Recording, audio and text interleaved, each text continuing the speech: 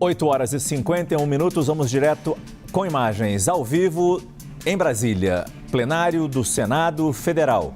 O Senado segue a mesma linha da Câmara e derruba o decreto do governo sobre a alta do IOF. Esta quarta-feira marca uma derrota grande para o governo, significativa. No projeto que o governo tinha como esperança de melhorar a situação fiscal, aumentando a arrecadação dos cofres públicos, a mensagem que veio hoje mais cedo da Câmara dos Deputados e agora do Senado Federal é de que não. O governo não pode promover qualquer mudança nos valores, nos números arrecadados pelo imposto sobre movimentação financeira. É importante termos aqui a Jussara Soares, nossa analista de política, para ajudar a interpretar esse resultado, essa votação. Em primeiro lugar, Jussara, você tem quanto foi essa votação lá no Senado, o placar? Olha, Márcio, foi uma votação simbólica. O que isso significa? É que não houve uma votação nominal. O presidente Davi Alcolumbre anunciou que seria uma votação simbólica, ou seja, só aqueles que demonstrassem estar contrário que ia se manifestar. Os demais permaneceriam sentados, ou seja, concordando com a matéria, no caso com o PDL, derrubando o decreto do IOF do governo. Então, apenas os votos contrários foram apenas da bancada do PT, partido do presidente Lula, e do líder do PDT também. Apenas isso. Ou seja, o Senado seguiu a Câmara de Deputados impondo essa derrota expressiva para o Palácio do Planalto neste momento. E como a gente estava dizendo, Márcio, agora eleva a atenção com a possibilidade, o governo já está estudando isso, uma judicialização dessa questão do IOF. Uma derrota gigante para o governo Lula, que vinha tentando negociar, encontrar uma saída. A gente acompanhou todas as reuniões, mas houve uma reviravolta política na noite de ontem, início, quase madrugada já. O presidente da Câmara, Hugo Motta, anunciou que colocaria em votação os PDLs, ou seja, muitos governistas, inclusive, quer dizer, não muitos governistas, todos disseram ter sido pegos de surpresa, dizendo que Hugo não combinou isso com a bancada dos líderes. Ao longo do dia, o governo tentou buscar ali um caminho de diálogo e não conseguiu, com o presidente da Câmara, Hugo Motta, não atendendo aos apelos dos líderes do governo, do líder do PT, da ministra Gleisi Hoffmann, das relações institucionais, ou seja, bastante contrariado com o governo e delimitando ali uma posição. Já há uma contrariedade com o discurso que vinha do Planalto, em que, na avaliação desses parlamentares e do Centrão, vinha colocando o Congresso como vilão da história ali em relação à questão fiscal, em questão também de justiça social, justiça tributária. O governo, uma série de situações que o Congresso estava bastante insatisfeito, achando, inclusive, que as próprias declarações do ministro da Fazenda, Fernando Haddad, vinham nessa cobrança em relação ao Congresso, e aí veio essa resposta, essa derrota. E aí, importante a gente citar que foi um jogo muito casado entre Câmara e Senado. Afinal de contas, Davi Alcolumbre anunciou que hoje mesmo colocaria em votação, e foi o que aconteceu.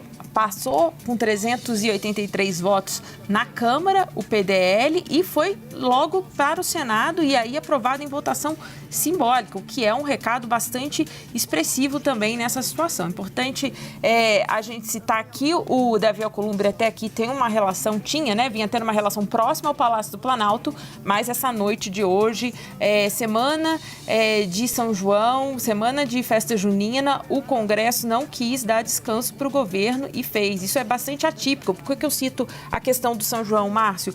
Porque é uma semana que é quase que um recesso, porque os parlamentares viajam para suas bases para participar das festas. Tanto que hoje, se a gente olhar visualmente, tá um plenário esvaziado na Câmara. Teve uma votação virtual, inclusive. Puderam votar à distância, mas não deixou de apreciar esse PDL e impor essa derrota ao governo.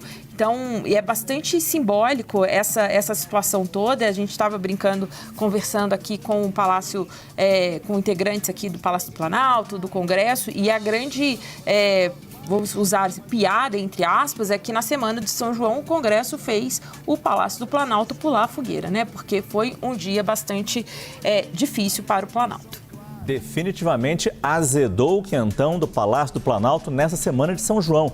Hoje, mais cedo, em entrevista à CNN, o deputado Lindbergh Farias, ele falou num lobby fortíssimo no Congresso, lobby de grupos econômicos, e falava em hipocrisia da elite econômica que só fala em ajuste fiscal em cima dos mais pobres. Em cima do que você falou agora, Jussara, dessa operação casada entre Hugo Motta na Câmara, Davi Alcolumbre no Senado, como fica a relação daqui para frente do Congresso com o governo, com o Poder Executivo, nas votações importantes que teremos pela frente este ano? Olha, Márcio, o governo vai ter que correr atrás desse prejuízo, porque essa votação, além da derrubada do decreto, ela mostra também a força do Congresso, que o governo ele não pode contar com a sua própria base. O governo foi derrotado com votos de parlamentares de partidos que têm espaço na esplanada dos ministérios. Ou seja, o Planalto precisa organizar a casa. Há uma percepção de que há quase que uma paralisia do governo nesse sentido. O Congresso cada vez mais fortalecido. O fato de ter ministério não garante a votação, não garante que as bancadas entreguem todos os votos. Portanto, o governo fica numa situação bastante difícil.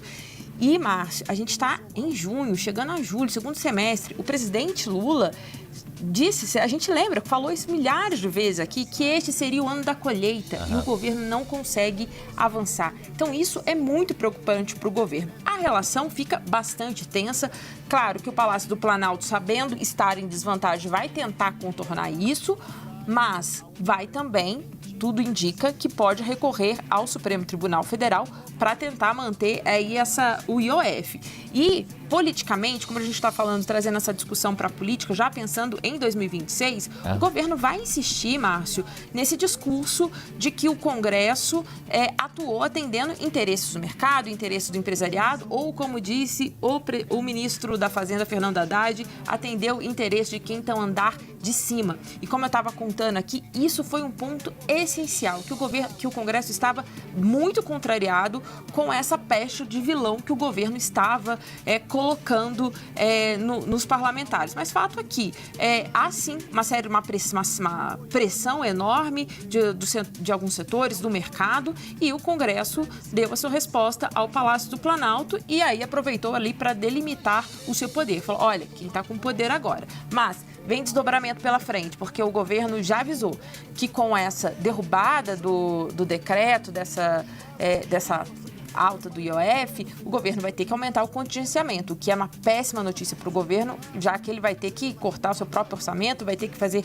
reajuste. E também anuncia, olha, vai ter que cortar a emenda também. Então, pode esperar que essa tensão vai escalar e aí agora vamos aguardar os desdobramentos se o governo de fato vai acionar o Supremo Tribunal Federal em relação a essa medida tomada aí hoje pelo Congresso. Porque a gente fica imaginando as moedas de troca que o governo tradicionalmente tem e que não estão funcionando, a gente sabe disso já há algum tempo.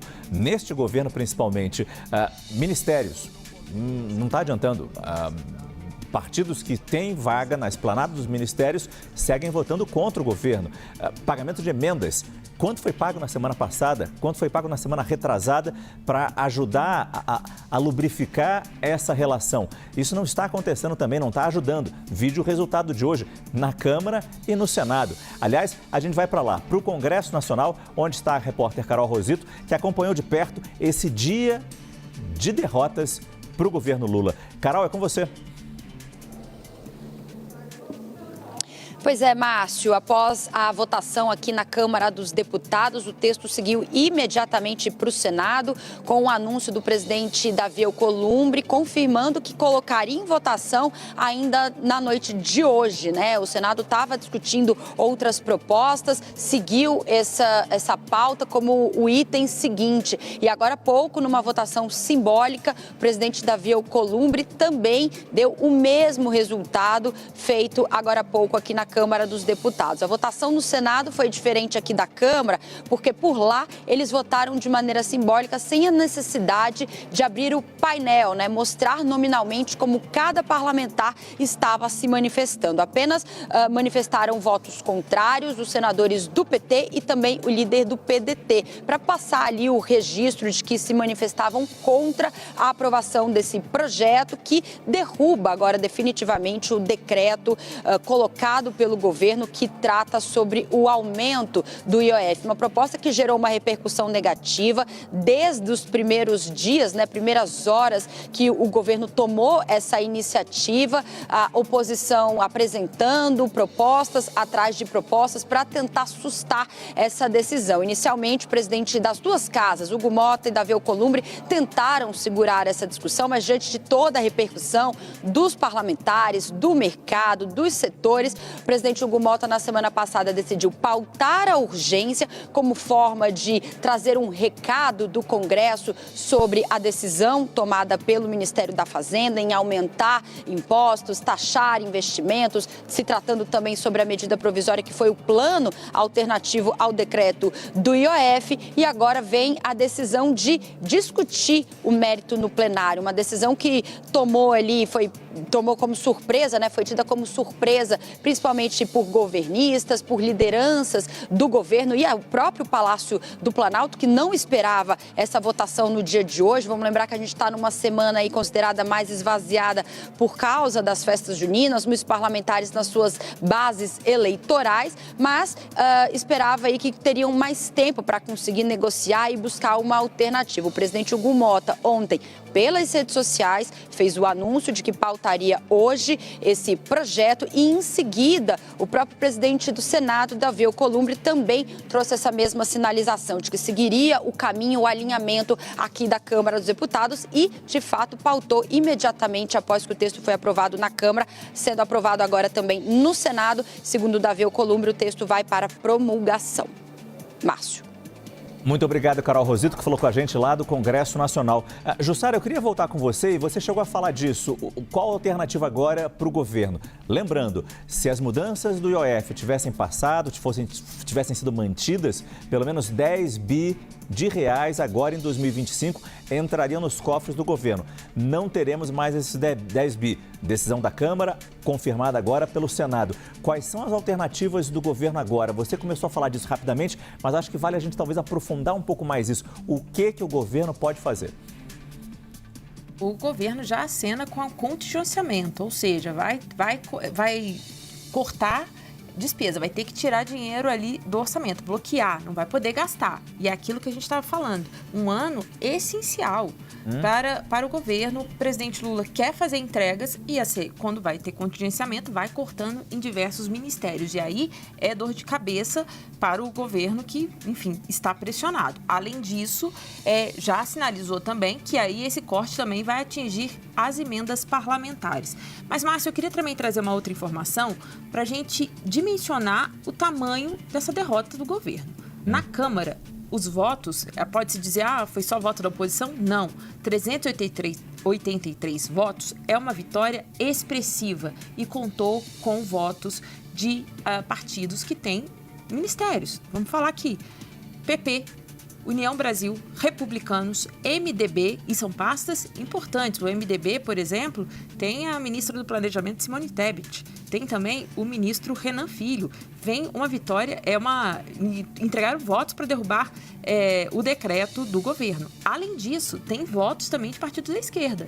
PDT na Câmara votou, parte dos deputados votaram contra o governo e, inclusive, o PSB do vice Geraldo Alckmin também votou contra o governo. Então, isso dá a dimensão desse espírito do Congresso nessa reação ao governo, que foi além. Não foi uma vitória imposta apenas pelo Centrão, imposta apenas pela oposição. E isso é importante a gente observar para dimensionar o tamanho do problema para o governo Lula, o que vai ser preciso fazer daqui para frente. Então, assim, essa série de insatisfações que o Congresso vinha fazendo, a gente viu, teve um determinado momento, isso me chama muita atenção, nessa reviravolta política, porque lembra que teve uma reunião num domingo à noite, falaram, olha, nunca se viu isso, olha como isso que é importante, e no dia seguinte já tinha virado totalmente, o tom foi escalando até o governo chegar nessa situação, no meio, com críticas ao ministro da Fazenda, Fernando Haddad, que tirou férias na semana passada. Então,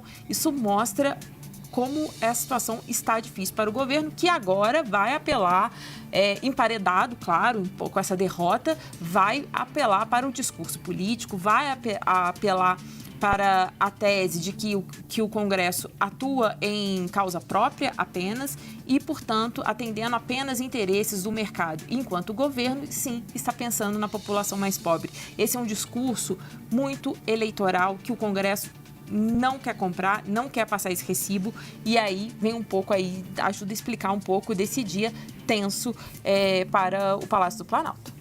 Jussara Soares, nos ajudando a entender com profundidade o que aconteceu hoje no Congresso Nacional. Primeiro na Câmara dos Deputados, quando foi derrubado o projeto que mudava o IOF para garantir mais arrecadação, para tentar diminuir um pouco a crise fiscal do governo. Esse projeto foi automaticamente para o Senado, numa combinação que foi feita ali entre Câmara e Senado, e o resultado se repetiu. Os senadores mantiveram essa derrubada, confirmaram essa derrubada e aí sim, não haverá mudanças no IOF. O Senado também hoje, numa decisão também importante, decidiu aumentar o número de deputados na Câmara dos Deputados. O número de deputados hoje é 513, vai passar a ser 531, ou seja, são novos 18 deputados a serem votados já nas próximas eleições. A ideia é que não haja aumento de gastos e isso a gente vai pagar para ver se realmente não vai acontecer.